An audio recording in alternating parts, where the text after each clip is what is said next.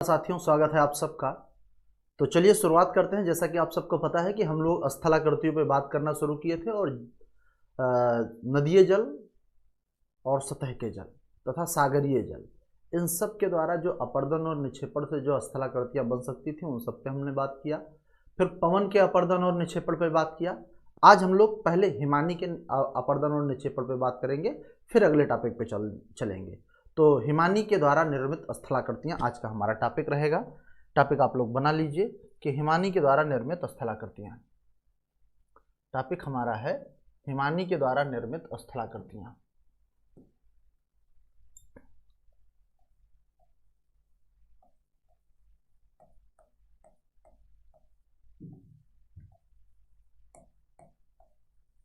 हिमानी के द्वारा निर्मित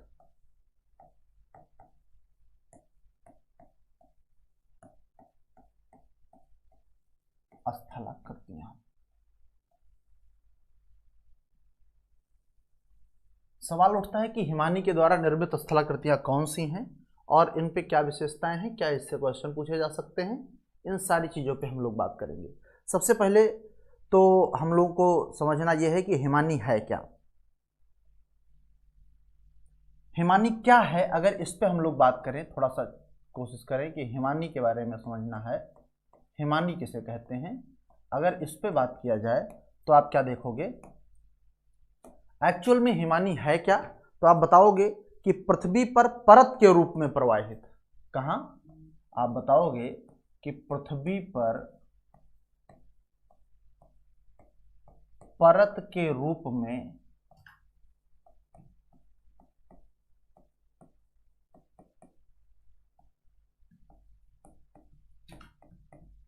प्रवाहित, या तो पृथ्वी पर परत के रूप में प्रवाहित हो रहा हो, या फिर पर्वतीय ढाल से घाटियों में रैखिक प्रवाह हो रहा हो, या पर्वतीय ढाल से, या क्या हो रहा हो, पर्वतीय ढाल से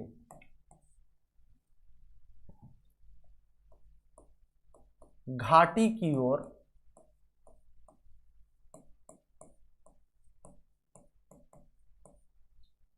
रैखिक रूप से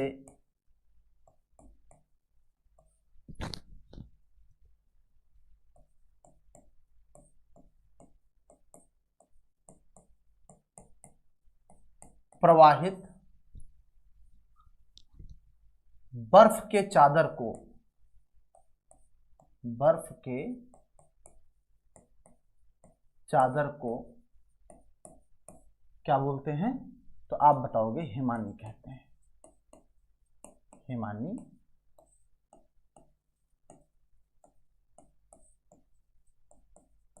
मतलब हमने क्या समझा कि चाहे पर्वत पर, पृथ्वी पर परत के रूप में प्रवाहित हो रही हो, या पर्वतीय ढाल से घाटी की ओर प्रवाहित हो रही हो, तो ऐसे में जब एक कह लीजिए कि बहुत ही इकट्ठा ढेर, बर्फ का जब ढेर, जिसको हम लोग पर्वतीय ग्लेशियल रूप कह सकते हैं या मास कह सकते हैं, चादर के रूप में जब प्रवाह हो रहा हो, तो उन्हें क्या कहा जाता है, तो आप बताओगे कि इसे ही हिमानी कहा जाता है। अब हिमानी प्रवाहित होगी तो दो काम करेगी, एक तो अपर्दन करेगी और दूसरा निक्षेपण करेगी। अपर्दन करेगी तो कौन कौन सी स्थलाकृतियां बनेंगी, और निक्षेपण करेगी तो कौन कौन सी स्थलाकृतियां बनेंगी। यही क्वेश्चन आपसे इंपॉर्टेंट हो जाता है। तो इस पे हम लोग थोड़ा सा ध्यान दे लेते हैं कि कैसे कैसे क्या बनने वाला है।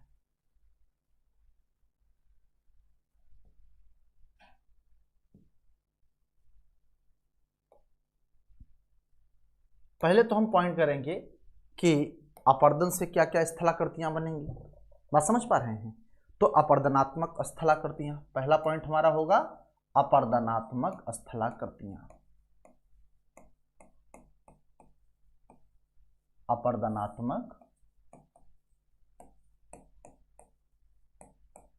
स्थलाकृतियां कौन कौन सी हैं।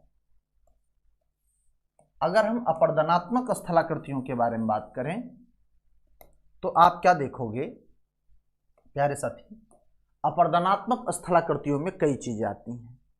जैसे सबसे पहले आता है यू आकार की घाटी। पहला क्या आता है? यू आकार की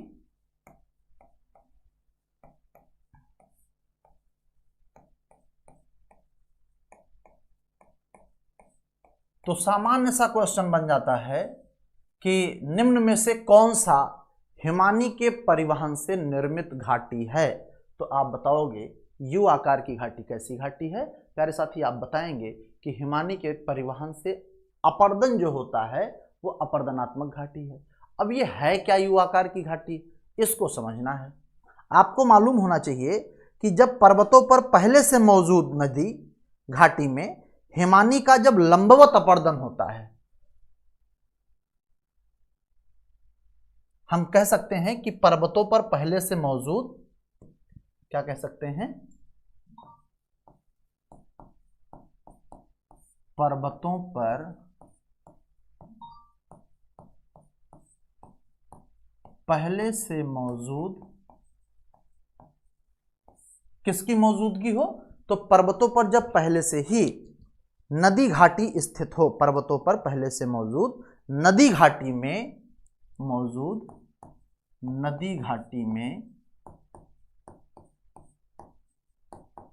पर्वतों पर पहले से मौजूद नदी घाटी में हिमानी के परिवहन से, किसके परिवहन से प्यारे साथी, तो आप बताओगे कि हिमानी के परिवहन से नदी घाटी में, पर्वतों पर पहले से मौजूद नदी घाटी में हिमानी के लंबवत परिवहन से, हिमानी के लंबवत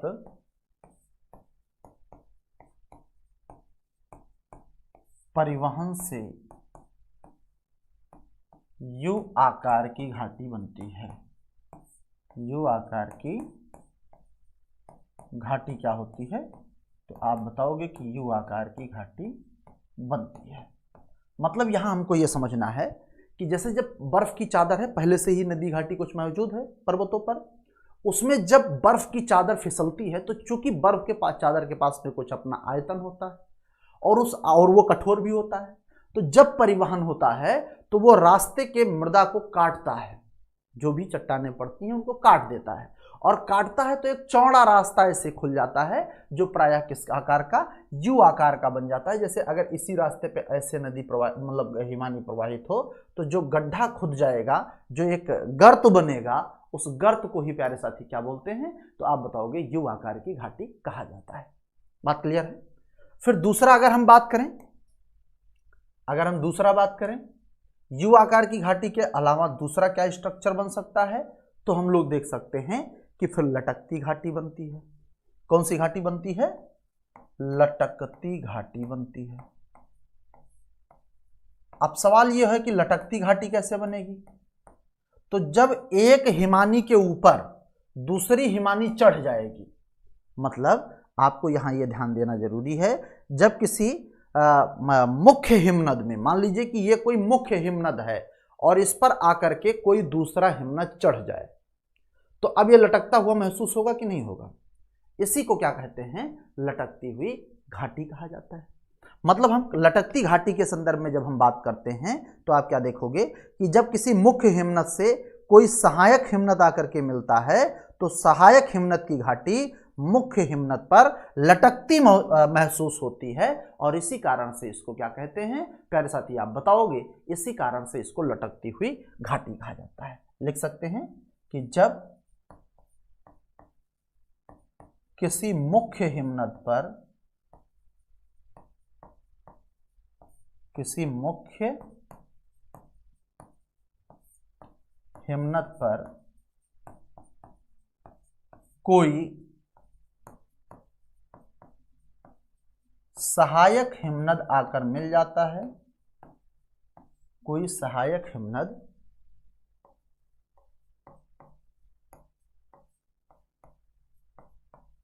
आकर मिल जाता है, तो वह मुख्य हिमनद के सहारे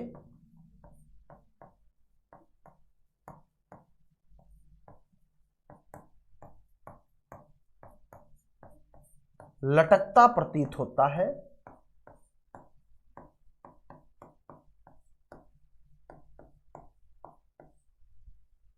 है, जिसे लटकती हुई घाटी कहा जाता है। लटकता प्रतीत होता है जिससे निर्मित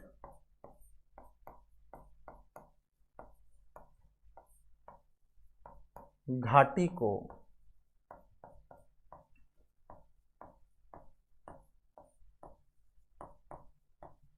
लटकती घाटी कहते हैं। क्या आप कहेंगे? तो इसे ही लटकती घाटी कहा जाता है। नेक्स्ट पॉइंट है, तीसरा स्ट्रक्चर बनता है हिमगह्वर या सर्क। क्या बता सकते हैं? हम लोग कह सकते हैं कि हिमगह्वर या सर्क। तीसरा स्ट्रक्चर है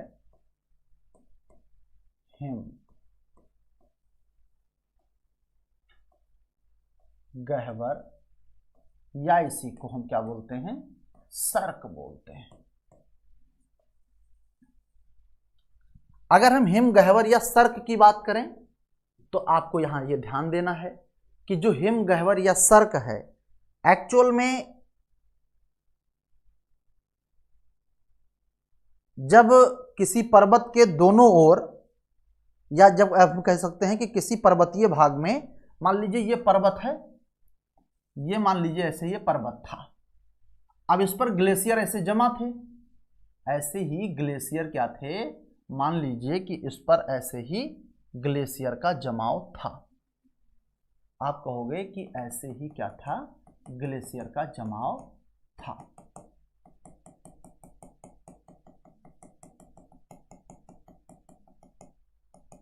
ऐसे ही ग्लेशियर का जमाव था, ये बर्फ जमी हुई है। अब इसमें होता क्या है कि कभी कभी ये जो ग्लेशियर का जमाव था, तो जब ज़्यादा जमाव हो जाता है तो एक टाइम ऐसा आता है जब इनमें से कुछ पार्ट ऐसे ही कट के खत्म हो जाता है। ऐसे ही कट के खत्म हो जाता है तो होता क्या है कि यहाँ एक ऐसे ही आराम कुर्सी की तरह, ऐसे ही क्या होता है आप बताओगे? आराम कुर्सी की तरह, आराम कुर्सी की तरह, आराम कुर्सी की तरह एक स्ट्रक्चर फाउंड आउट हो जाता है, बन जाता है। इसी को क्या कहते हैं? जो ऐसे हिमानी हट जाती है तो एक आराम कुर्सी की तरह ऐसे ही क्या बन जाता है? तो एक स्ट्रक्चर बन जाता है। इसी स्ट्रक्चर को ही क्या कहते हैं प्यारे साथी? तो आप बताओगे इसी स्ट्रक्चर को ही क्या कहा जाता है? तो आप बताओगे सर्क कहा जाता है। सर्क कहा जाता है। मतलब हम कह सकते हैं, हम इसके डेफिनेशन में हम लिख सकते हैं इस बात को कि जब किसी पर्वतीय क्षेत्र में हिमानियां हटती हैं तो वहां आराम कुर्सी की तरह आकृति बनती है। जब किसी पर्वतीय क्षेत्र में, जब किसी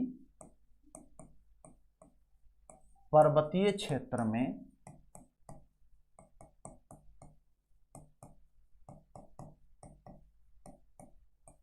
हिमानियां हटती हैं तो वहां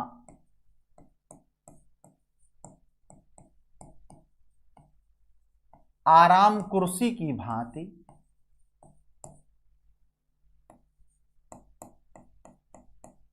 किस प्रकार से आप बताओगे कि तब वहां पे आराम कुर्सी की तरह, आराम कुर्सी की भांति आकृति बनती है। आकृति बनती है जिसे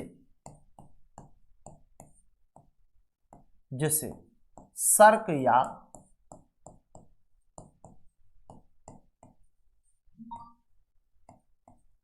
हिमगह्वर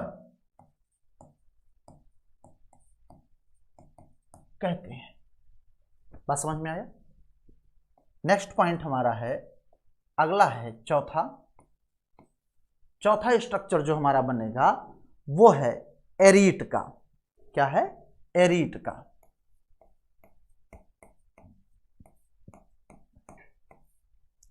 सवाल ये उठता है कि फिर एरीट क्या है। आपको मैं बता दूं कि जब किसी पर्वत के दोनों ओर सर्क विकसित हो जाएं तो जो बीच का भाग होता है वो अपर्दित हो जाता है और अपर्दित होकर के नुकीला हो जाता है। जब किसी पर्वत के दोनों ओर, जब किसी पर्वत के दोनों ओर क्या बन जाए, सर्क बन जाए,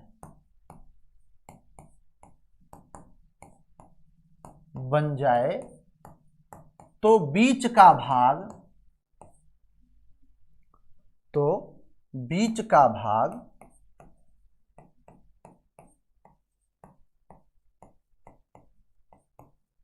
अपर्दित होकर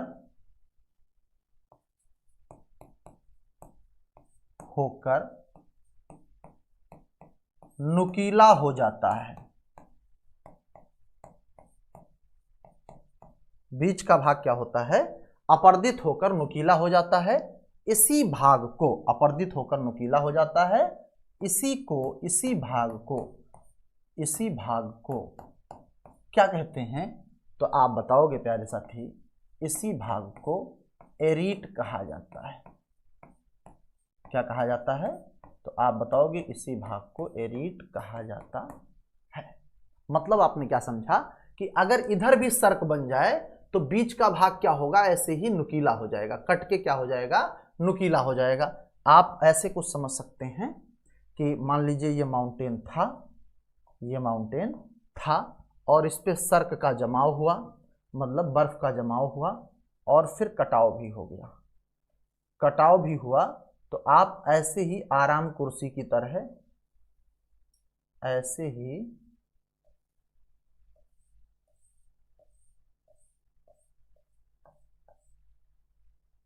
तो ये बीच का भाग क्या है, नुकीला हो गया और इसे ही क्या कहा जाता है, तो आप बताओगे इसे ही प्यारे साथी क्या नाम देते हैं, तो आप बताओगे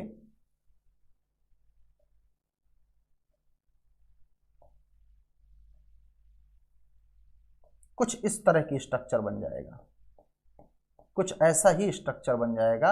ये जो कुर्सी की भांति ये ऐसे स्ट्रक्चर दिख रहा है, यही फिर ये नुकीला भाग ही क्या कहलाएगा, तो आप बताओगे इसे ही एरीट कहा जाएगा, एरीट। लेकिन यहां ध्यान रहे कि एरीट तभी बनेगा जब दोनों तरफ सर्क का निर्माण हो जाए। बात समझ रहे हैं?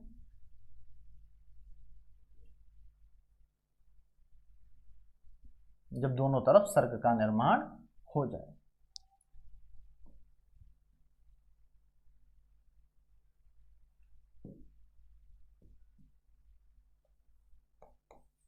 नेक्स्ट और कौन सा, तो एक तो बन सकता है गिरश्रिंग या हार्न, जिसको हम लोग कहते हैं।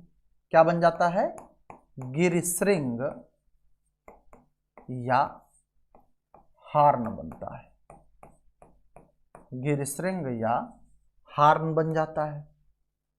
अब गिरश्रिंग या हार्न कैसे बनेगा, प्यारे साथी आपको मैं बता दूं कि जब किसी पर्वतीय भाग पर चारों ओर से सर्क बनने लगे तो बीच का नुकीला भाग हार्न कहलाता है। जब किसी पर्वत के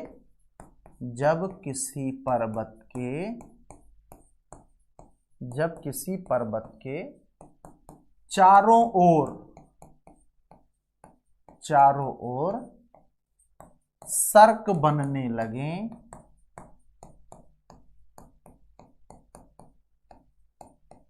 तो बीच का नुकीला भाग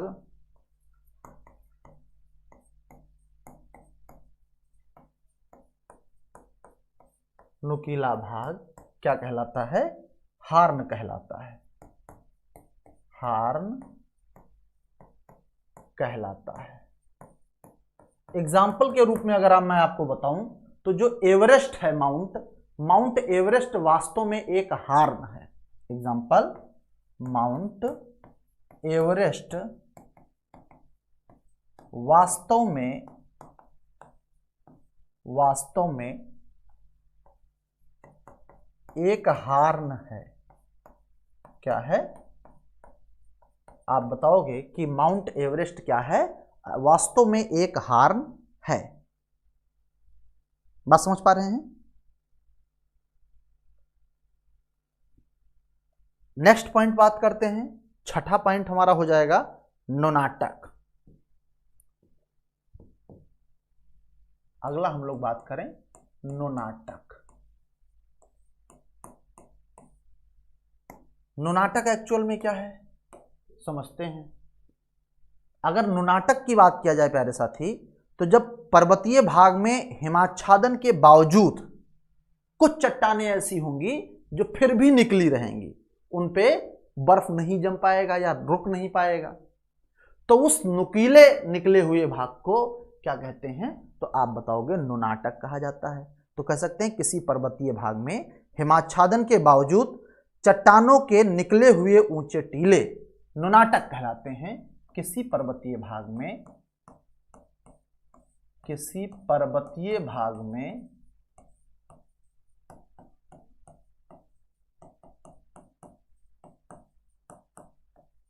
हिमाच्छादन के बावजूद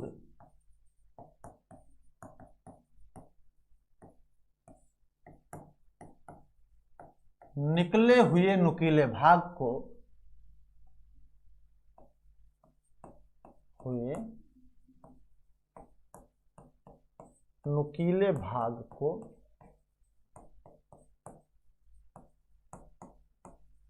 नुनाटक कहते हैं। क्या कहते हैं? निकले हुए नुकीले भाग को प्यारे साथी क्या बोलते हैं? तो आप बताओगे नुनाटक कहते हैं। बात समझ रहे हैं? और अपर्दन में अंतिम पार्ट है अपर्दन में भेड़शिला। ये शायद छठा था, तो सातवां क्या बनेगा आप बताओगे? भेड़शिला।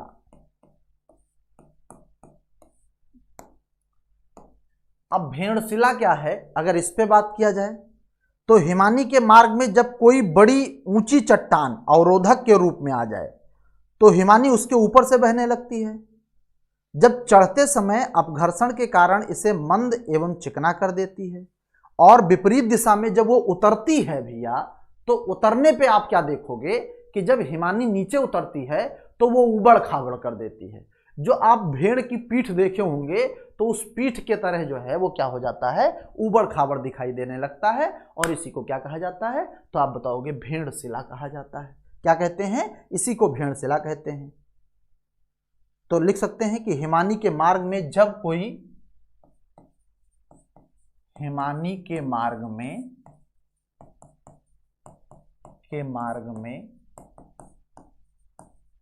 जब कोई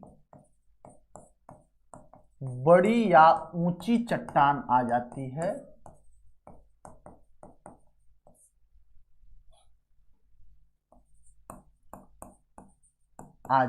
है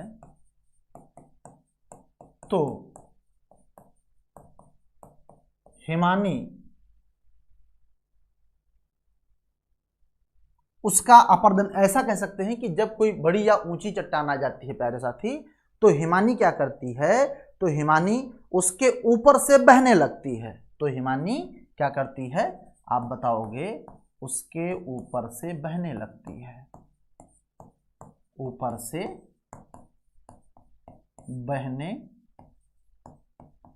लगती है, जिससे अब जब हिमानी ऊपर से बह रही है तो क्या होगा?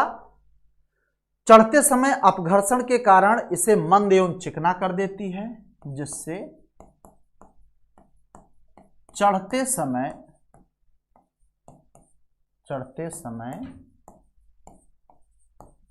अपघर्षण के कारण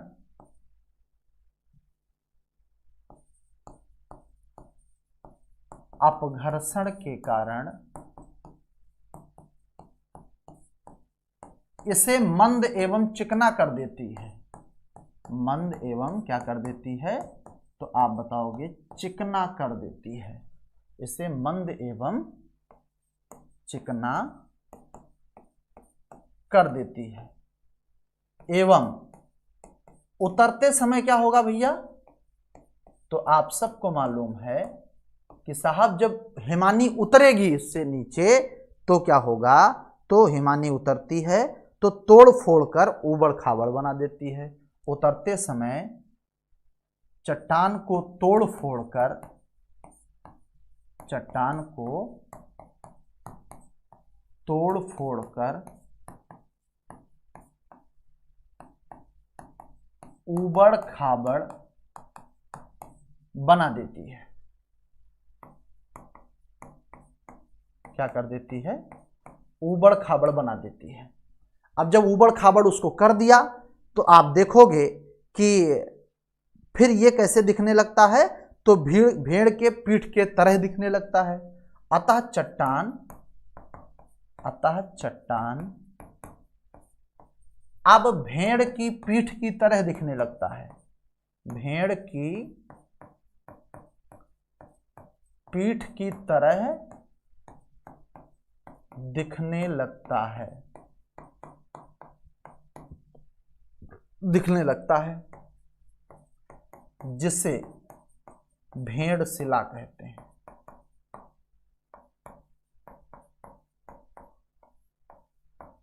क्या कहते हैं, जिसे भेड़शिला कहते हैं।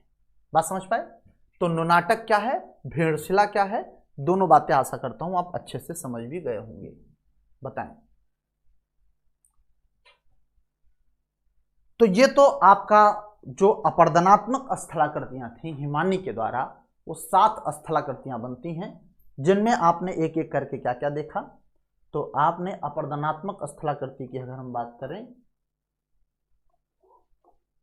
तो अपर्दनात्मक स्थलाकृति में आपने यू आकार की घाटी देखा, आपने लटकती घाटी देखा।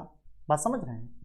कौन सी घाटी देखा, तो आपने यू आकार की घाटी देखा, फिर आपने लटकती घाटी देखा, फिर आपने हिम गह्वर या सर्क देखा, फिर एरीट देखा, फिर ग्रीसरंग या हार्न देखा, और नुनाटक तथा भेड़शिला देखा।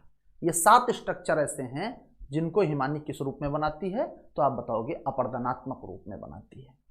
फिर वो काटेगी कहीं से तो जमा भी करेगी भाई कहीं पे, और जब जमा करेगी तो क्या बनाएगी, तो निक्षेपणात्मक स्थलाकृतियां हो जाएंगी।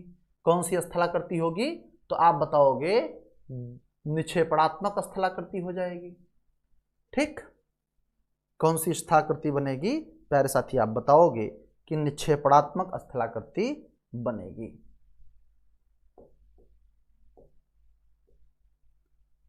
अब बात करते हैं हम लोग निक्षेपणात्मक स्थलाकृतियों पे।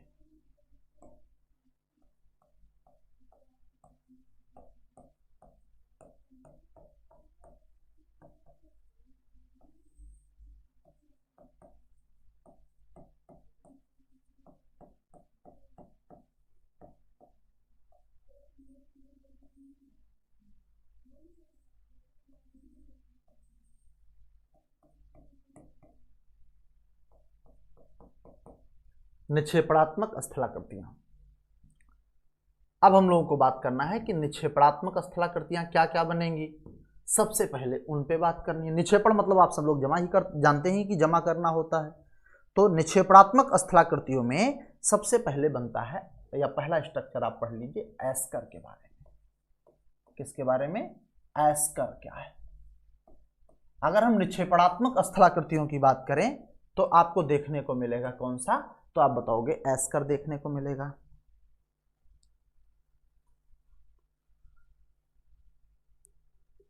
एस्कर क्या है अगर आपसे बोलूं तो हिमानी जलोढ़ के द्वारा निक्षेपित स्थान पर, हिमानी जलोढ़ के द्वारा, हिमानी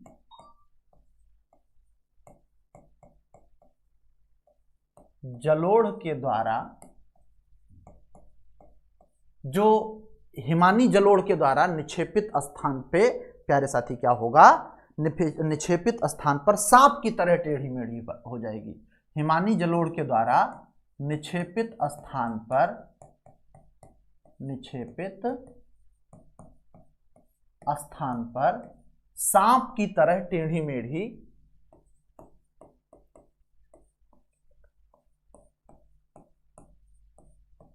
कैसी, तो आप बताओगे टेढ़ी मेढ़ी सांप की तरह क्या हो जाएगा, तो आप बताओगे कि सांप की तरह टेढ़ी मेढ़ी एक स्थलाकृति निर्मित होती है, एक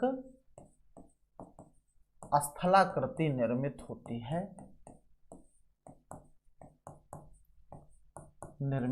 है,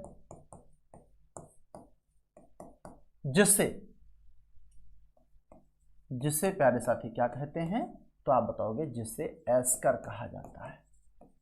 क्या कहेंगे, एस्कर कहा जाता है। मतलब क्या है कि जहां हिमानी जलोढ़ के द्वारा निक्षेपित स्थान पर, हिमानी जलोढ़ के द्वारा, भैया ऐसे चलो,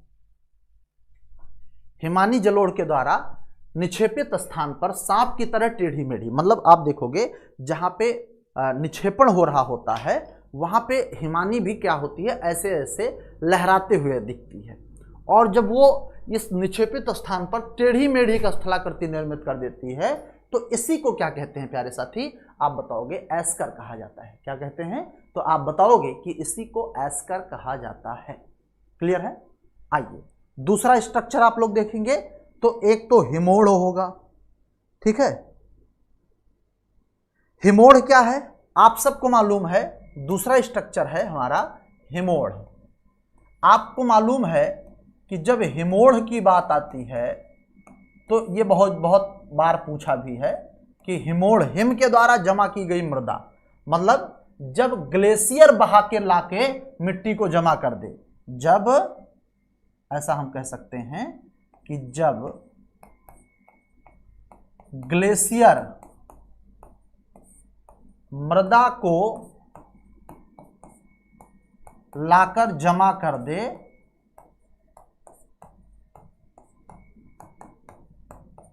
तो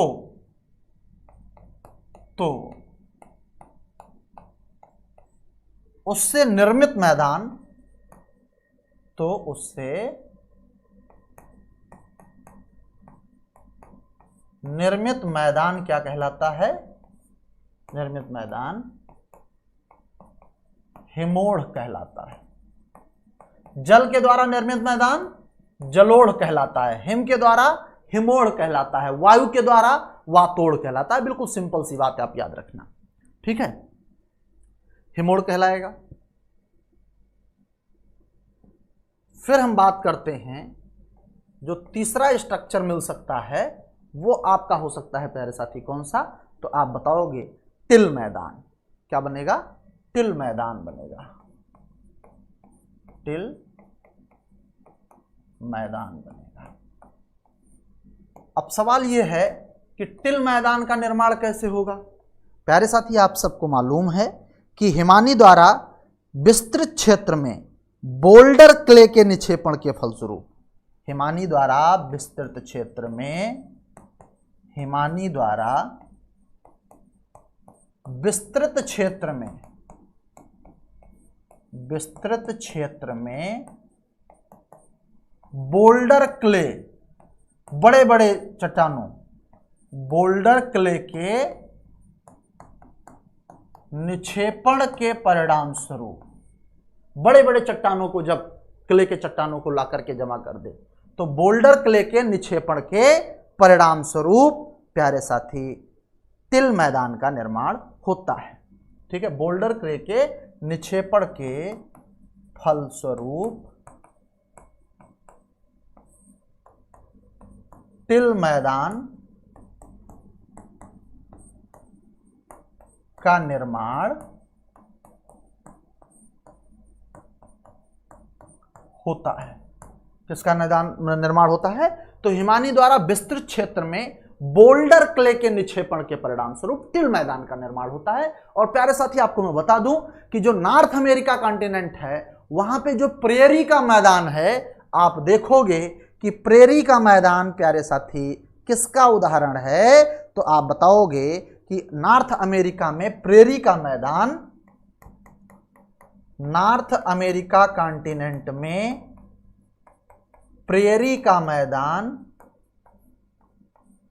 प्रेरी का मैदान टिल मैदान का उदाहरण है। किसका उदाहरण है, तो आप बताओगे कि टिल मैदान का उदाहरण है। किसका उदाहरण है प्यारे साथी? आप बताएंगे कि नॉर्थ अमेरिका कॉन्टिनेंट में प्रेयरी का मैदान टिल मैदान का उदाहरण है।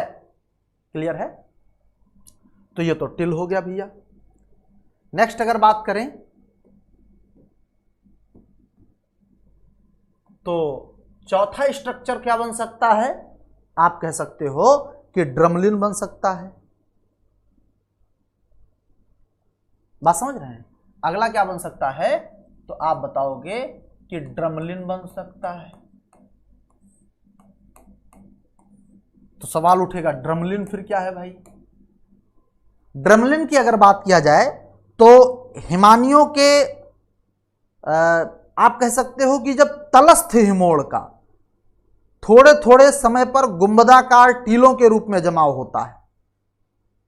मतलब अगर ये कहें कि जो हिमानी का तलीय क्षेत्र है, जो बिल्कुल नीचे की एरिया है, वहां पर जब गुंबदाकार टीलों के रूप में जमाव हो जाए तो ऐसे जमाव को ही क्या नाम देते हैं प्यारे साथी? ड्रमलिन कहते हैं। और इनका आकार निश्चित नहीं हो सकता है।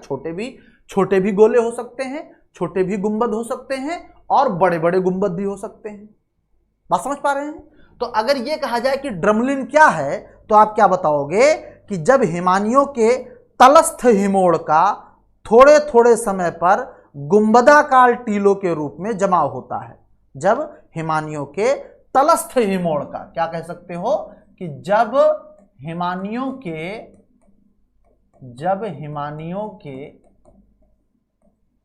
तलस्थ हिमोड़ का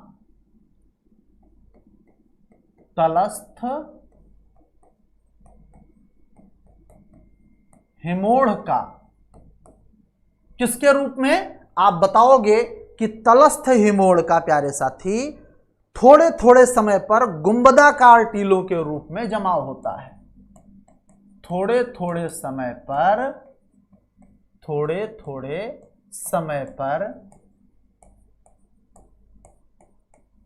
गुंबदाकार टीलों के रूप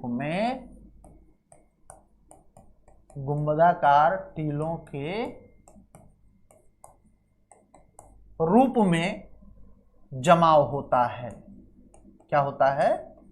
जब आप कह सकते हो कि जब हिमानियों के तलस्थ हिमोड़ जो नीचे का है का थोड़े थोड़े समय पर गुंबदाकार टीलों के रूप में प्यारे साथी जब जमाव होता है तो इससे बनी स्थलाकृतियों को जमाव होता है। तो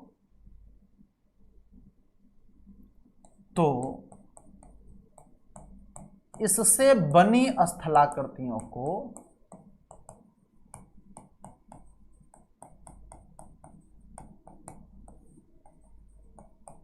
क्या कहा जाता है प्यारे साथी? आप बताओगे ड्रमलिन कहते हैं। क्या कहते हैं? इससे बनी स्थलाकृतियों को ड्रमलिन कहते हैं। बात समझ पाए?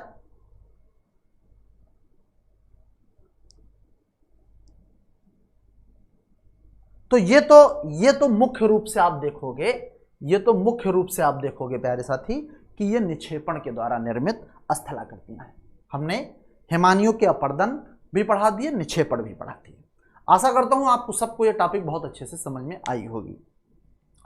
नहीं समझ में आता है एक बार आप लिख के भी ट्राई करना इसको पढ़ने का। एक बार मेरे साथ लेक्चर देखना, फिर दोबारा आप देखना, तो उसको एक बार लिख के समझने की कोशिश करना या व्यवहारिक रूप से महसूस करना, तो आपको बहुत अच्छे से ये समझ में आ जाएगा थोड़ा। लेकिन फिर भी आपको बता रहा हूं कि आरओ के पॉइंट ऑफ व्यू से आपको बस इतना याद रखना है कि कौन अपर्दनात्मक स्थलाकृति है और कौन निक्षेपणात्मक। फिर चाहे वो सागरीय जल हो या वो भूमिगत जल हो या वो नदी जल हो, तीनों पढ़ाया है, तीनों के बारे में। फिर या तो वो पवन के द्वारा अपर्दन से बनी या निक्षेपण, या हिमानी के अपर्दन या निक्षेपण। आपको बस ये पॉइंट्स याद रखने हैं कि ड्रमलिन है तो ड्रमलिन निक्षेपण से बना है, ना कि अपर्दन से बना है। और अगर पूछेगा कि गिरिश्रृंग है या सर्क है तो वो किससे बना है, तो वो अपर्दन से बना है। तो आप अगर इस बात को ध्यान में रख लोगे, पीटी में क्वेश्चन गलत नहीं होगा दोस्त, बिल्कुल 100% सही होगा। बात समझ रहे हैं? इससे ज्यादा आपको कुछ भी मेहनत करने की जरूरत नहीं है। बात समझ पाए? तो अब हम लोगों को बात करना है, नेक्स्ट टॉपिक हमारी है महासागरीय जल धाराएं। इसको यहीं तक रहने देते हैं। अगला टॉपिक है अपना महासागरीय जल धाराएं। ओशनिक करंट कौन सा टॉपिक है आप बताओगे? महासागरीय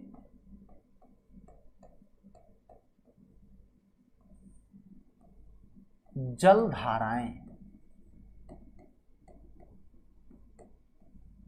कौन कौन सी टॉपिक है? क्या है हमारा? महासागरीय जल धाराएं, ओशनिक करंट्स। देखो ओशनिक करंट से क्वेश्चन पूछे जाते हैं, लेकिन बस आपको मैं बता दूं बहुत ज्यादा परेशान होने की जरूरत नहीं है। सिंपल 2-4 पॉइंट्स हैं जहां से क्वेश्चन बनने की पॉसिबिलिटी है और बनते भी हैं, उतना आप ध्यान देना है आपको। बहुत ज्यादा आपको इसमें परेशान होने की जरूरत नहीं है।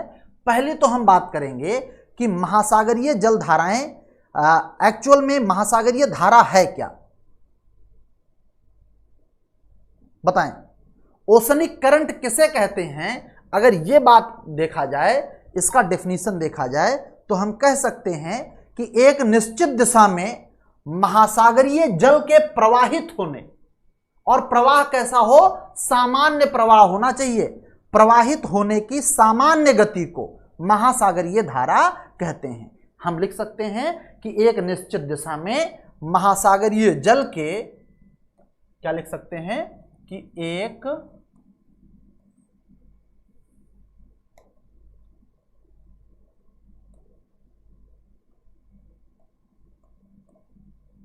एक निश्चित दिशा में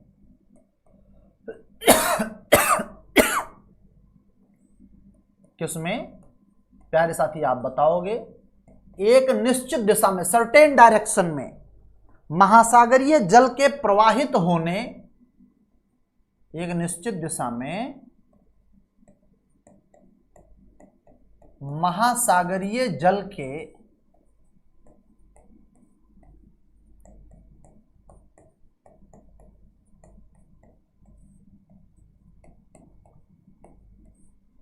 एक निश्चित दिशा में महासागरीय जल के प्रवाहित होने की सामान्य गति को, होने की कैसी गति आपको मालूम है?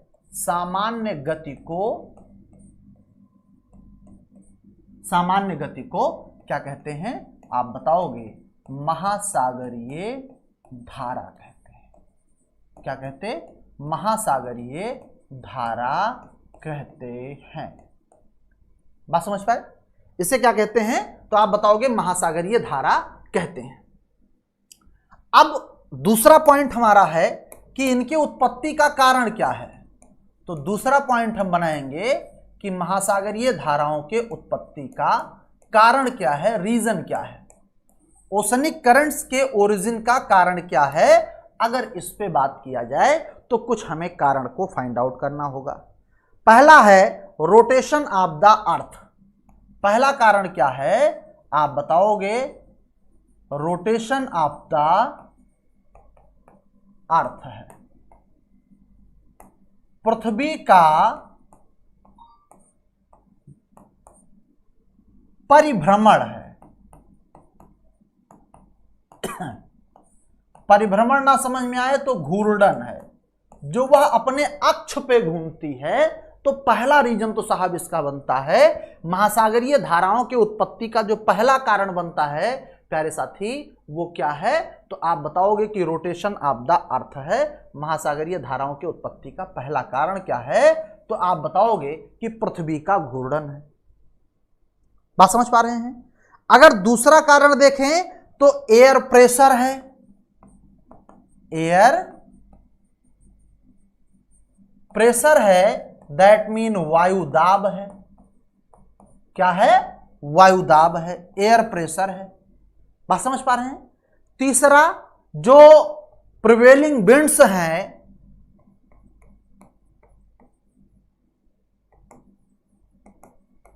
प्रिवेलिंग विंड्स हैं, या जिसको हम लोग कह सकते हैं कि प्रचलित पवनें भी क्या करती हैं? इसके लिए इंपॉर्टेंस रखती हैं। मतलब कि जो प्रचलित पवनें हैं प्रचलित पौने क्या करती हैं साहब इसमें, और दूसरा डिफरेंस बिटवीन टेम्परेचर, तापमान में भिन्नता भी क्या करता है, तापमान में भिन्नता भी किस लिए जिम्मेदार है, तो आप बताओगे कि तापमान में भिन्नता भी जिम्मेदार है। महासागरीय धाराओं के उत्पत्ति के संबंध में लवणता में भिन्नता, वाष्पीकरण एवं वर्षा, लवणता में भिन्नता, वाष्पीकरण एवं वर्षा,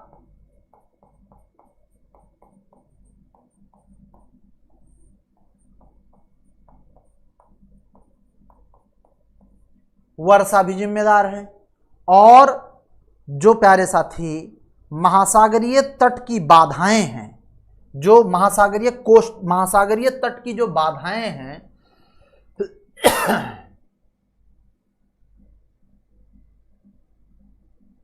क्या है, तो आप सातवां ऐड कर सकते हो इसमें, सातवां क्या ऐड कर सकते हो, महासागरीय तट की बाधाएं।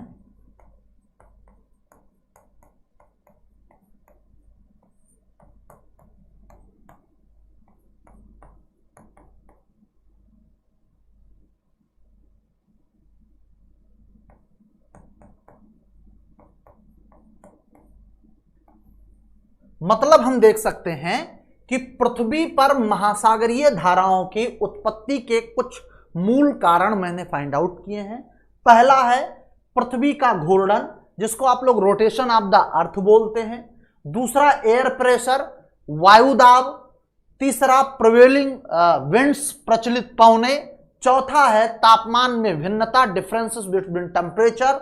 और पांचवा है लवणता में भिन्नता, difference between salinity and evaporation and rainfall, वाष्पीकरण एवं वर्षा। और महासागरीय तट की बाधाएं, जो आप कह सकते हैं कि जो कोस्टल एरियाज हैं, जो उनपे महासागरीय धर के प्रवाह को अवरोधित करते हैं। तो ये इतने कुछ महत्वपूर्ण पॉइंट हैं जो क्या कर सकते हैं, महासागरीय जल के उत्पत्ति का कारण बन सकते हैं या होते हैं। ठीक है, अब आपको क्या करना है, विश्व की प्रमुख कुछ धाराओं को याद रखना है। विश्व की कुछ प्रमुख जल धाराओं को आपको याद रखना है, ध्यान में रखना है। कौन कौन सी जल धाराएं कैसी कैसी पे जो है किस प्रकृति की होंगी। तो आपको एक बात और साथी बताना चाहूंगा कि जो महासागरीय धाराएं हैं, महासागरीय धाराओं की प्रकृति कैसी होगी, धाराओं की प्रकृति की जब हम बात करेंगे, नेचर की जब हम बात करेंगे प्यारे साथी, आपको मैं बता दूं कि या तो वो ठंडी हो सकती हैं, या तो ठंडी धाराएं हो सकती हैं, और या तो क्या हो सकती हैं प्यारे साथी, गर्म हो सकती हैं। लेकिन ऐसा नहीं है कि कहीं ठंडी कहीं गर्म हो जाएगा, उसका भी कुछ कॉन्सेप्ट है। कॉन्सेप्ट क्या है प्यारे साथी, आपको मैं बताऊं कि अगर कोई धारा ट्रॉपिक ऑफ कैंसर से ट्रॉपिक ऑफ कैप्रिकॉर्न के बीच में जन्म ले रही है, मतलब कर्क रेखा से मकर रेखा के बीच में जन्म ले रही है, तो वो गर्म होगी। कैसी होगी, गर्म होगी, हॉट होगी। और अगर कोई धारा आप इसके ऊपर से उत्पन्न होती है और इनकी ओर प्रवाहित होती है, तो जाहिर सी बात है वो ठंडी होगी। मतलब हम यहां पे देख सकते हैं, अगर ये अपना ग्लोब है, ये 0 डिग्री है, ये 23rd हाफ नॉर्थ है, ये 0 डिग्री है, ये 23rd हाफ नॉर्थ है, ये 23rd हाफ साउथ है। इसको क्या बोलते हैं, भूमध्य रेखा, या इसी को क्या कहते, आप बताओगे विषुवत रेखा। ये क्या है, ट्रॉपिक ऑफ कैंसर है, कर्क रेखा है। ये ट्रॉपिक ऑफ कैप्रिकॉर्न है, दैट मीन मकर रेखा है। मतलब कोई धारा अगर कर्क रेखा और मकर रेखा के बीच में पैदा होगी तो वो कैसी होगी प्यारे साथी, इसके बीच की धारा कैसी होगी, आप बताओगे कि इसके बीच की धारा कैसी हो जाएगी, तो आप बताओगे कि इसके बीच की धारा गर्म हो। कॉन्सेप्ट दिमाग में बिठा लीजिएगा।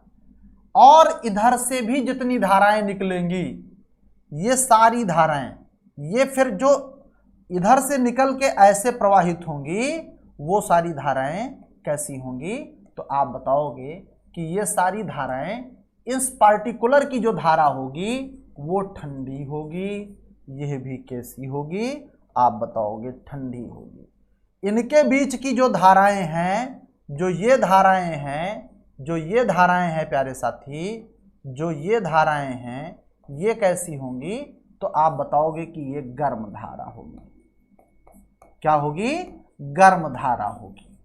ये कॉन्सेप्ट अगर आपके दिमाग में याद रहा, हालांकि बिंड जब पढ़ाऊंगा तो वहां भी ये तरीका बताऊंगा आपको, बहरहाल अभी ये कॉन्सेप्ट अगर आपको याद रहा तो महासागरीय धाराओं में फिर कुछ नहीं रखा है, फिर आपको केवल लोकेशन देखना पड़ेगा कि कौन सी धारा कहां पे चल रही है, बस इतना ही आपको देखने की जरूरत पड़ेगी। बात समझ पा रहे हैं? बस इतनी ही बातें आपको देखने को मिलेंगी कि कौन सी धारा कहां पर चल रही है।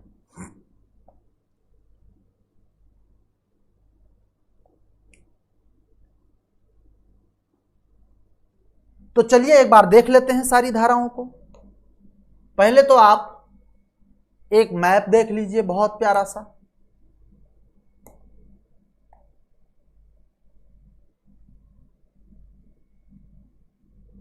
ज्यादा आपको धारा रटनी भी नहीं है भैया।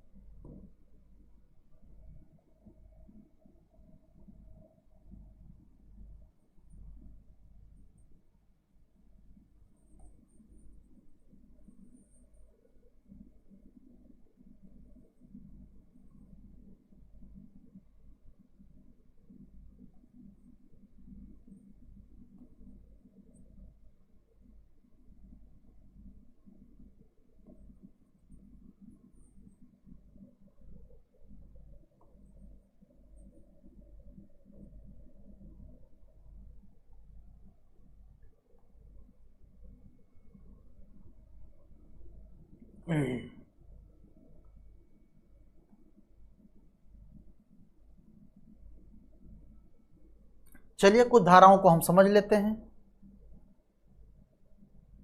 जो इंपॉर्टेंट हैं उन धाराओं को हम बहुत ही आसानी से समझ लेते हैं।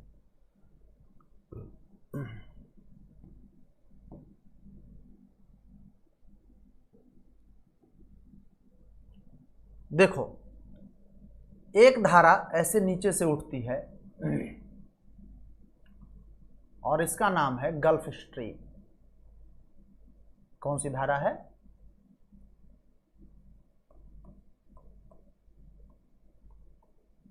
ये थोड़ा बड़ा हो गया, इसको छोटा कर लिया जाए। ग्रीनलैंड।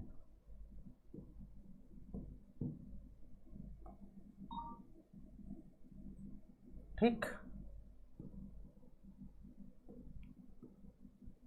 ये कौन सी धारा है? तो आप बताओगे गल्फ स्ट्रीम है। ठीक, ऊपर से आ रही है प्यारे साथी कौन सी धारा? आप बताओगे कि ये है लैब्राडोर। कौन सी धारा है? लैब्राडोर की धारा। जो रेड कलर से मैं बना रहा हूं ये ठंडी है। रेड कलर वाली कैसी है? आप बताओगे ठंडी धारा है।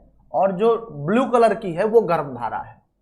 ये दोनों जहां पे टकराते हैं, ये दोनों प्यारे साथी जहां पे टकराते हैं, यहां पर फिर क्या होता है?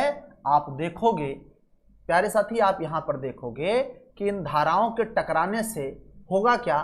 तो आप देखोगे कि यहां पर एक बहुत ही तगड़ा मत्स्य क्षेत्र डेवलप हो जाएगा, मत्स्य क्षेत्र डेवलप हो जाएगा। जो क्या होगा, मत्स्य क्षेत्र डेवलप हो जाएगा, जहां पे चूंकि जैसे गर्म और ठंडा जल मिलेगा तुरंत वाष्प बनेगा, और वाष्प बनेगा प्यारे साथी, तो आप देखोगे जैसे ही वाष्प बनेगा फिर आप देखोगे कि खूब ज्यादा धुंध छा जाएगा। और चूंकि ठंडा जल आ रहा है, ठंडा जल कम लवणीय है, गर्म जल ज्यादा लवणीय है, उसमें सैलिनिटी ज्यादा है, तो दोनों जब टकराएंगे तो सैलिनिटी भी क्या होगा, बैलेंस करेगा और खूब ज्यादा मछलियों के पैदा होने की स्थिति बन जाएगी। तो एक तो यह धारा आपको दोनों गल्फ स्ट्रीम और लैब्राडोर दोनों याद रखनी है। बात समझ रहे हैं? लैब्राडोर की धारा याद रखनी है और क्या याद रखनी है, तो आप बताओगे गल्फ स्ट्रीम की धारा याद रखनी है। बात समझ रहे हैं?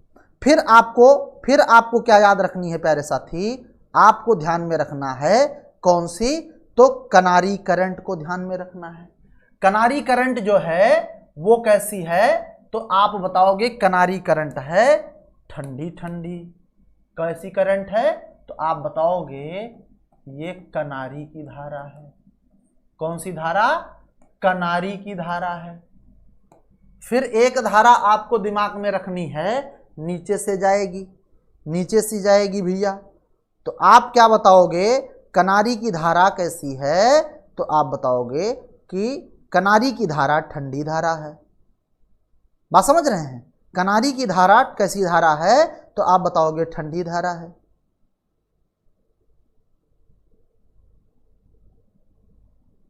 फिर नीचे से कौन सी धारा जाएगी, तो आप बताओगे कि नीचे से धारा जो निकल के जाएगी वो होगी आपकी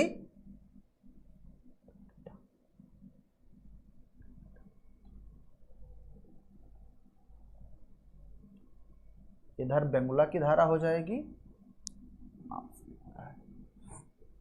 या इसको या तो मैप डाउनलोड करके दिखा दें आपको तो ज़्यादा अच्छे समझिए, हाच-पाच हो जाएगा। फिर देखो जो विषुवत रेखा के आसपास चलेगी वो विषुवतीय धारा होगी, विषुवत रेखा के आसपास जो चलेगी प्यारे साथी वो कैसी धारा होगी, तो आप बताओगे विषुवतीय धारा हो जाएगी।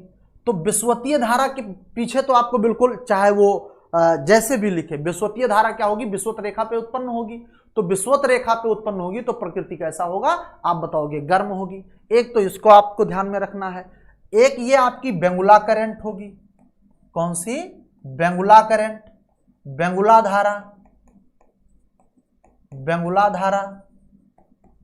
बेंगुला धारा कैसी है, गर्म धारा है।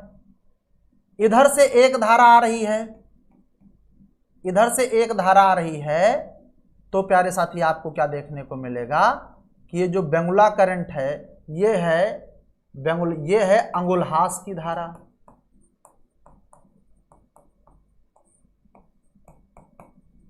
अंगुलहास की धारा। इधर अगर आप देखोगे तो ब्राजील की धारा है।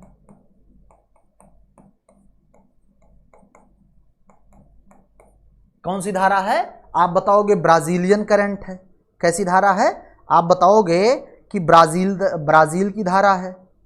बात समझ पाए?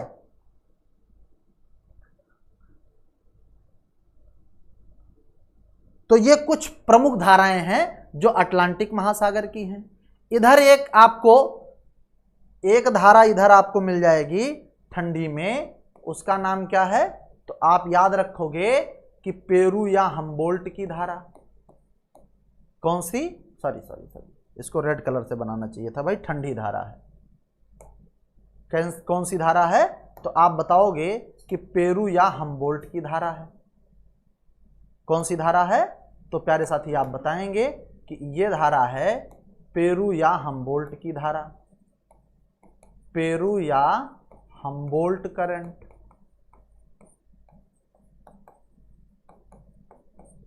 ठीक।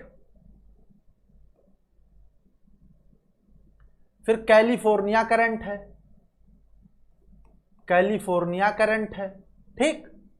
इधर आप आओगे, यहां पर आप आओगे तो जापान के तट के पास में ये आ रही है ओयोसियो।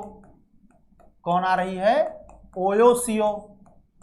नीचे से कौन जा रही है, तो आप बताओगे क्यूरोसियो जा रही है। नीचे से कौन जा रही है, क्यूरोसियो, और ओयोसियो क्यूरोसियो बनेंगे, वहां पे फिर मत्स्यन क्षेत्र बन जाएगा। कौन सा क्षेत्र, मत्स्यन क्षेत्र डेवलप हो जाएगा। ठीक, यहां पे जो फिर मत्स्यन क्षेत्र डेवलप हो जाएगा, तो ये जो मत्स्यन क्षेत्र डेवलप होगा भैया, ये है आपका क्यूरोसियो गर्म धारा और ओयोसियो ठंडी धारा के मिलने से। बात समझ रहे हैं। और आपको मैं बता दूं, एक दो चीजें यहां पे, एक ये भी कंफ्यूज करता है आपको, कभी कभी कंफ्यूज करता है, ये जो ऐसी धारा है, ये देखो दक्षिण से जा रही है उत्तर की ओर, तो ये कैसी है, ठंडी होगी। इसको क्या कहते हैं, ये ऑस्ट्रेलिया के किस तरफ है, तो आप बताओगे पश्चिम की तरफ है, तो पश्चिमी ऑस्ट्रेलिया की धारा।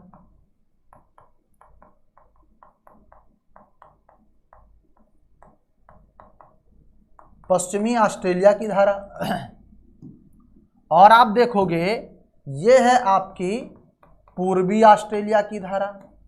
कौन सी है, तो आप बताओगे पूर्वी ऑस्ट्रेलिया की धारा है।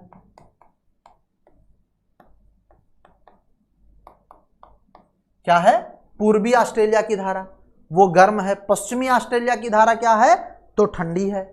लेकिन ये सब तो आपने समझ ही लिया, ये सब आपने समझ लिया। आपको मैं बताऊं, यही गल्फ स्ट्रीम जो है, यही गल्फ स्ट्रीम प्यारे साथी ऐसे आगे बढ़ के आती है और लंदन बंदरगाह को क्या करती है, ये चूंकि गर्म है, आगे बढ़ के पूरा यूरोप के उत्तरी क्षेत्रों में पूरा गर्म कर देती है, तो बर्फ पिघल जाती है। और बर्फ पिघल जाती है तो लंदन यद्यपि कि ठंडे क्षेत्रों में स्थित है, फिर भी वहां का बंदरगाह 12 महीने आराम से चलता है। इसलिए कभी कभी आपसे क्वेश्चन भी पूछा जाता है। बहरहाल ये तो एक मैं मोटा मोटा आपको आइडिया दे दिया कि कुछ धाराएं इसी तरीके से हैं जो प्रभावित करती हैं पृथ्वी को।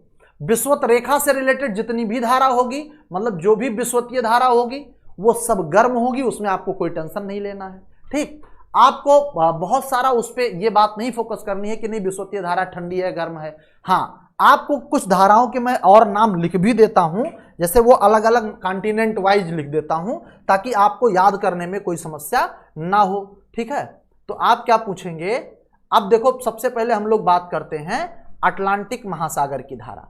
सबसे पहले हम लोग क्या बात करते हैं, तो हम बात करते हैं अटलांटिक महासागर की। अटलांटिक, ऐसा नहीं है इतनी ही धाराएं हैं, धाराएं तो बहुत हैं। अटलांटिक महासागर की धारा, अटलांटिक महासागर की धारा। अब हमने बताया कि दो होंगी, एक तो गर्म हो सकती हैं, दूसरा ठंडी हो सकती हैं। यही तो है, गर्म धारा और दूसरा कौन सा प्यारे साथी, तो आप बताओगे कि अटलांटिक महासागर की ठंडी धारा। यही तो होगी। क्या क्या होगा, गर्म धारा और ठंडी धारा। तो अगर दोनों बात आप लिख लें, अटलांटिक महासागर की गर्म धारा को भी लिख लें और अटलांटिक महासागर के ठंडी धारा को भी लिख लें, तो बताओ बात क्लियर हो जाएगी कि नहीं हो जाएगी, बताएं भाई। तो अगर हम अटलांटिक महासागर की धाराओं को देखें, अटलांटिक महासागर की धाराओं को देखें प्यारे साथी, तो पहले हम गर्म की बात कर लें, तो आप बताओगे कि उत्तरी विषुवत रेखीय धारा है। कौन सी है, आप बताओगे उत्तरी विषुवत रेखीय धारा। क्योंकि विषुवत रेखीय धारा होगी तो कैसी, चाहे उत्तरी हो या दक्षिणी हो, चाहे उत्तरी हो या दक्षिणी हो प्यारे साथी, गर्म ही होगी।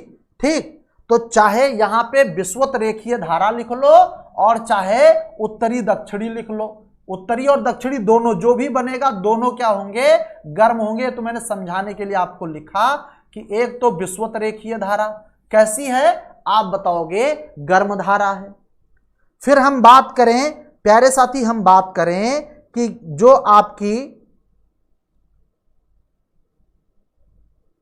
आपकी अगर सेकंड धारा के ऊपर बात करें, तो गर्म धारा में आपकी एंटलीज की धारा आ जाएगी, गल्फ स्ट्रीम आ जाएगी, एंटलीज की धारा आएगी, की धारा, गल्फ स्ट्रीम आ जाएगी।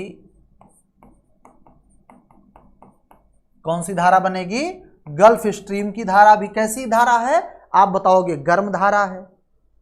बात समझ रहे हैं। कैरिबियन धारा फ्लोरिडा धारा, नॉर्वे की धारा, ये सब कैसी हैं? तो आप बताओगे गर्म है। Caribbean, Florida, Norway, Caribbean,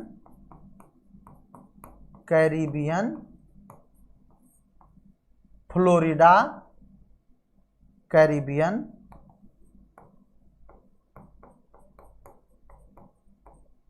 Florida, और कौन सा? तो आप बताओगे कि और हैं आपके नॉर्वे। कैरिबियन हुआ, फ्लोरिडा की धारा हुआ, नॉर्वे की धारा हुआ, या हम बात करें गिनी तट की धारा, ब्राजील धारा, बात समझ रहे हैं? गिनी तट की धारा और ब्राजील धारा, गिनी तट की धारा और ब्राजील धारा,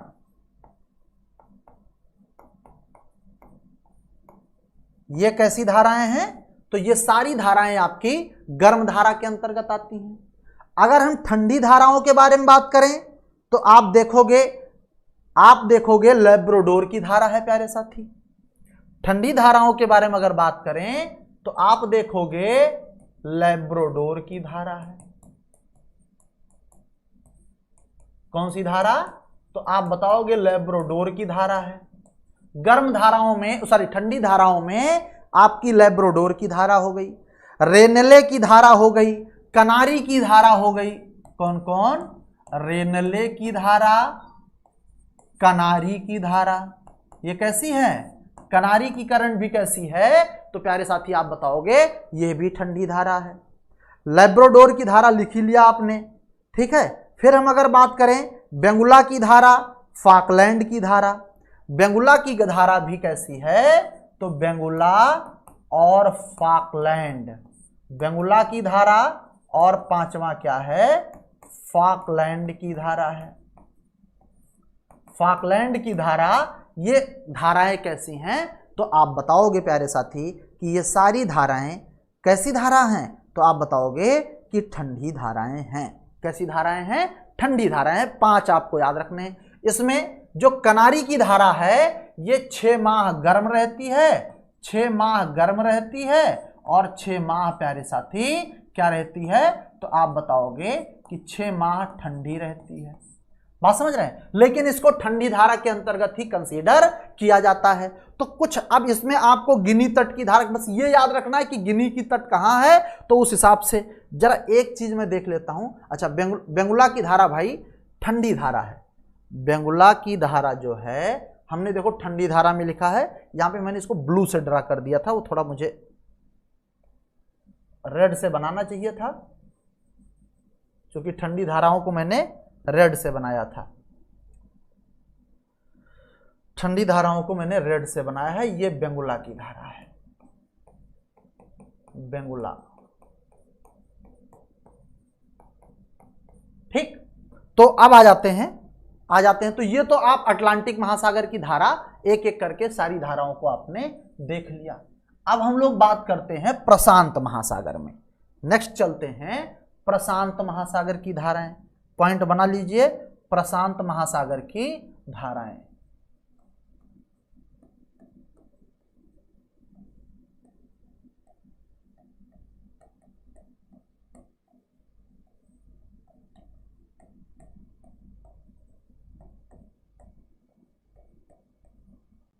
अगर हम प्रशांत महासागर की धाराओं के बारे में बात करें तो प्यारे साथी आप क्या देखोगे कि प्रशांत महासागर की धाराओं को भी हम 2 कैटेगरी में डिवाइड कर सकते हैं। एक तो गर्म धारा,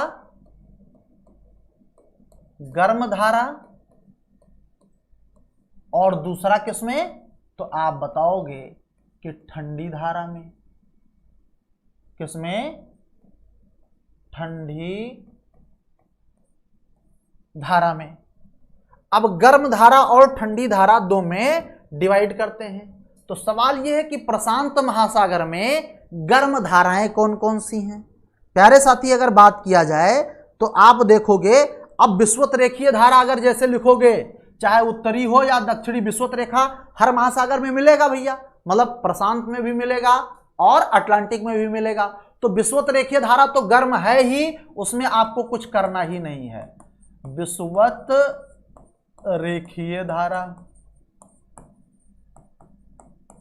कैसी होगी? गर्म हो जाएगी, कोई टेंशन ही नहीं लेना है। ठीक है, फिर हम देखेंगे अलास्का की धारा। कौन सी धारा? अलास्का की धारा कैसी है? तो प्यारे साथी अलास्का की धारा भी गर्म धारा है। अलास्का की धारा कैसी धारा है प्यारे साथी? तो आप बताओगे गर्म धारा है। बात समझ रहे हैं? अब आपको मैं बता दूं कि जो आपका क्यूरोसियो की धारा है प्यारे साथी, वो कैसी है? तो आपने अभी देखा था कि क्यूरोसियो भी गर्म धारा है। क्यूरोसियो की धारा भी कैसी है? तो आप बताओगे गर्म धारा है।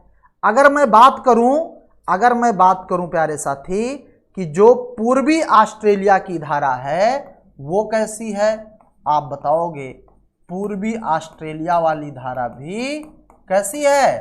तो आप बताओगे पूर्वी ऑस्ट्रेलिया की धारा भी गर्म है। फिर मैं बात करूं कि अगर एल नीनो कैसी है, तो अल नीनो भैया कैसी है? तो आप बताओगे कि अल नीनो प्यारे साथी गर्म धारा है। कैसी है? अल नीनो की धारा कैसी है? तो आप बताओगे गर्म धारा है। अल नीनो की धारा कैसी है? प्यारे साथी आपसे क्वेश्चन पूछा जाए तो आप क्या बताओगे कि अल नीनो की धारा कैसी धारा है? गर्म धारा है। अब अगर बात किया जाए ठंडी धाराओं की, अगर ठंडी धाराओं की बात किया जाए तो आप क्या बताओगे प्रशांत महासागर में? तो आप सबसे पहले बता दो ओखास्टक की धारा, कैलिफोर्निया की धारा। क्या बता सकते हो? ओखास्टक की धारा,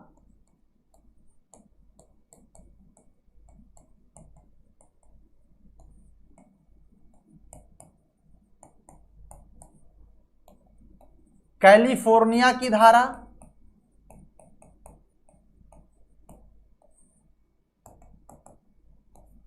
ओयोसियो की धारा,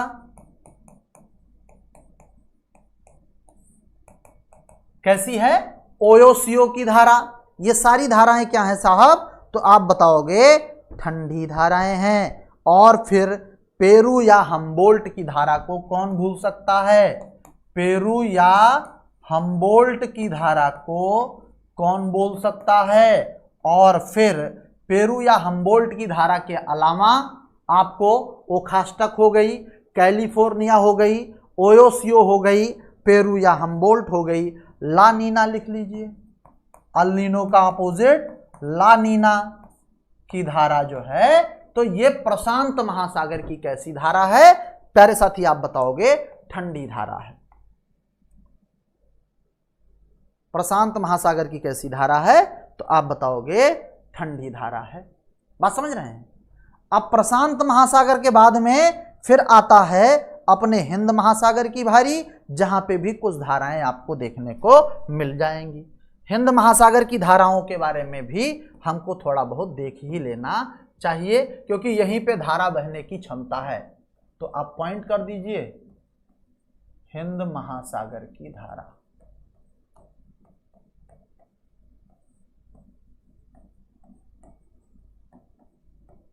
शिव यार अगर देखो वर्ल्ड मैप में ओशनिक करंट की कोई इमेज मिले बढ़िया से तो निकालो, मैं दिखा दूं सब बढ़िया से। विश्व मैप पे मिलेगा हिंद महासागर की धाराएं। हिंद महासागर की धाराओं को भी हम कितने कैटेगरी में डिवाइड कर सकते हैं प्यारे साथी? तो आप बताओगे दो भाग में बांट सकते हैं। एक तो गर्म धारा, एक क्या प्यारे साथी? तो आप बताओगे कि हिंद महासागर की गर्म धारा, और दूसरा हिंद महासागर की कैसी धारा? तो आप बताओगे ठंडी धारा। कैसी धारा? ठंडी धारा। अब अगर गर्म धारा और ठंडी धारा देखा जाए तो पहले हम लोग हिंद महासागर की, ज्यादा धाराएं हैं नहीं हिंद महासागर में।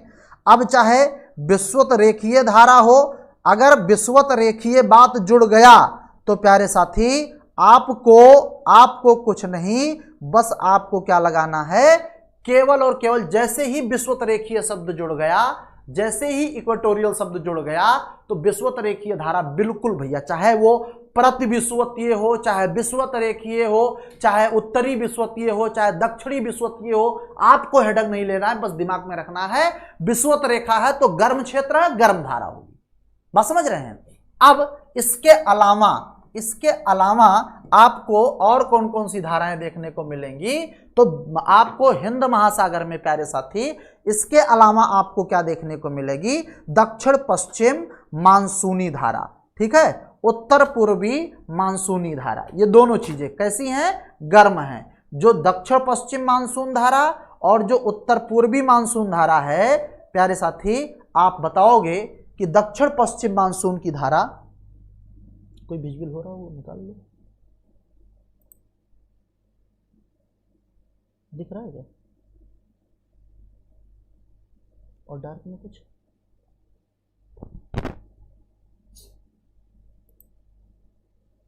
हाँ ये दिख जाएगी, ठीक।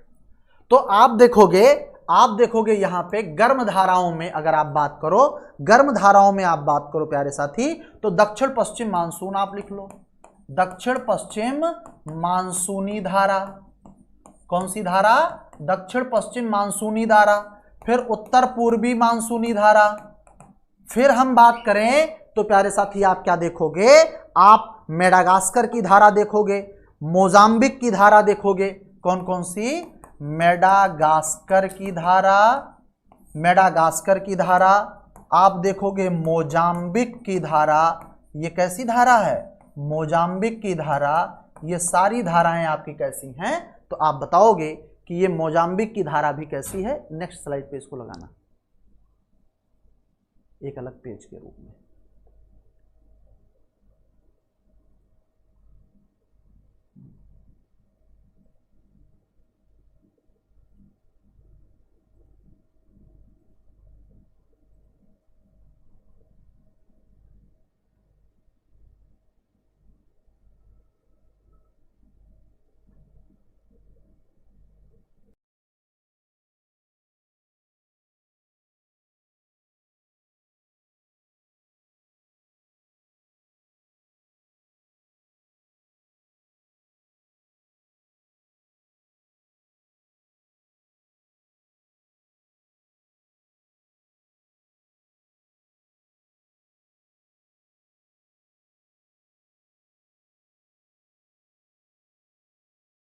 बच्चों को दिखेगा साफ,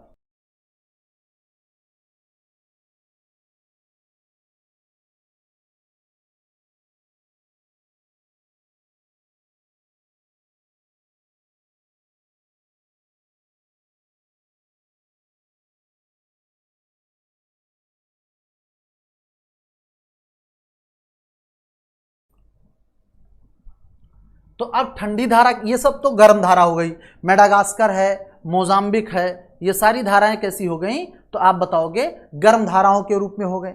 लेकिन अगर बात किया जाए ठंडी धारा, तो हिंद महासागर में प्यारे साथी आपको एक धारा है जो ठंडी याद रखनी है, वो भी है आपकी पश्चिमी ऑस्ट्रेलिया की धारा। कौन सी, पश्चिमी ऑस्ट्रेलिया की धारा। मात्र एक धारा है, पश्चिमी ऑस्ट्रेलिया की धारा मात्र एक धारा है जो ठंडी आपको हिंद महासागर में याद रखनी है। बाकी जैसे ही विषुवतीय आ जाए, चाहे जिस महासागर की बात हो, बिल्कुल आप दिल खोल के लगाना, कौन सा, गर्म जलधारा। ठीक, अब आपको मैं मैप भी दिखा दूं, एक एक करके समझा भी देता हूं। सॉरी यार, देखो कहां गया, एक पेज ऐड हो गया मुझसे। देखो ये जो धाराएं हैं प्यारे साथी, आपको देखने को मिल रहा होगा, आपको देखने को यहां मिल रहा है, जो भी धारा आपकी येलो कलर की दिख रही है, जो भी येलो कलर की धारा दिख रही है, ये सब कैसी है, तो गर्म धारा है। और जितनी भी धारा ब्लू कलर में दिख रही है, नेवी ब्लू में जो धारा दिख रही है प्यारे साथी, येलो कलर वाली धारा कैसी है, तो आप बताओगे येलो कलर वाली धारा आपकी येलो कलर में जितनी धारा है, चाहे आप देखोगे जितने भी रेनले धारा, नार्वे की करंट है, ठीक है, इरमिंगर की धारा है, या फिर गल्फ स्ट्रीम है, फ्लोरिडा करंट है, जितनी भी धाराएं मैंने आपको बताया है, इस सब धाराओं का अगर आप देखोगे तो एक बार आप इसको ध्यान से पूरी चीजें देखिए। विजिबिलिटी तो सही है, ठीक है। ये देखिए आपकी क्यूरोसियो की धारा है, ठीक है। क्यूरोसियो की धारा गर्म है, ऊपर से आ रही है क्यूराइल की धारा या इसी को ओयोसियो की धारा कहते हैं, ये ठंडी है। दोनों टकराते हैं, मत्स्यन क्षेत्र बन जाता है। ये देखो पूर्वी ऑस्ट्रेलिया की धारा आ रही है। पूर्वी ऑस्ट्रेलिया की धारा कैसी है, तो आप बताओगे कि पूर्वी ऑस्ट्रेलिया की धारा गर्म है। पश्चिमी ऑस्ट्रेलिया की धारा हिंद महासागर की एकमात्र ठंडी धारा है। ये आप अफ्रीका कॉन्टिनेंट देख रहे हैं, मेडागास्कर, और ये मेडागास्कर द्वीप है। ये कौन सा द्वीप है प्यारे साथी, आप बताओगे कि ये द्वीप जो आपको दिख रहा है ये मेडागास्कर द्वीप है। मेडागास्कर द्वीप और अफ्रीका महाद्वीप के बीच में आपको मोजाम्बिक करंट दिख रहा है। फिर इस ओर मेडागास्कर की धारा दिख रही है। दोनों धाराएं कैसी हैं, गर्म है। सोमालिया की करंट कैसी है, गर्म धारा है, ठीक है। ये जो आपकी विषुवत रेखीय धारा है ये कैसी है, ऑलवेज गर्म है, हर महासागर में गर्म है। आपको मालूम है कि ये आपकी जो लैब्राडोर की धारा है वो ठंडी है, चाहे गल्फ स्ट्रीम हो, फ्लोरिडा करंट हो, बात समझ रहे हैं। ये सारी धाराएं आपकी कैसी हैं, तो गर्म धारा हैं। अलास्का की धारा गर्म धारा है, लेकिन कैलिफोर्निया की धारा प्यारे साथी देखो ठंडी धारा है, ठीक है। पेरू या हम्बोल्ट की धारा ये देखो आ रही है, गर्म धारा है। ब्राजीलियन करंट कैसी है, तो आप बताओगे ब्राजीलियन करंट गर्म है, पेरू हम्बोल्ट ठंडी है। बेंगुला करंट ये जा रही है दक्षिणी प्रवाह के रूप में, बेंगुला करंट कैसी है, तो आप बताओगे ठंडी है। अंगुलहास की धारा कैसी है प्यारे साथी, आप बताओगे कि अंगुलहास की धारा आपकी गर्म धारा है। बात समझ रहे हैं। तो ये इस तरह से आपकी पूरी विश्व में ये कनारी करंट हो गई। कनारी करंट आपकी कनारी करंट जो है ये कनारी करंट हो गई।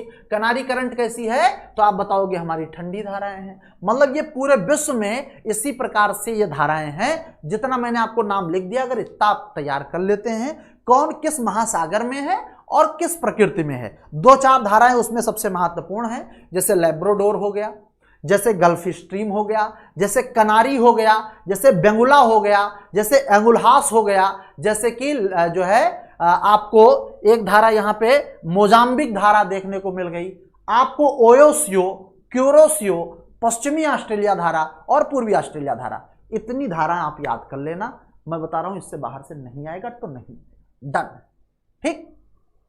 कैसी है, किस नेचर की है, सारी बातें मैंने लिख दिया है। तो ये चैप्टर भी आपका क्या होता है, खत्म होता है। अब हम लोगों को महासागरीय तापमान पे बात करनी है कि महासागरीय तापमान किन किन चीजों से प्रभावित होता है और क्या क्या चीजें इसमें होती हैं। तो इसके बारे में बात करेंगे हम नेक्स्ट लेक्चर में। तब तक आप लोग अपना ख्याल रखें। थैंक यू, जय हिंद।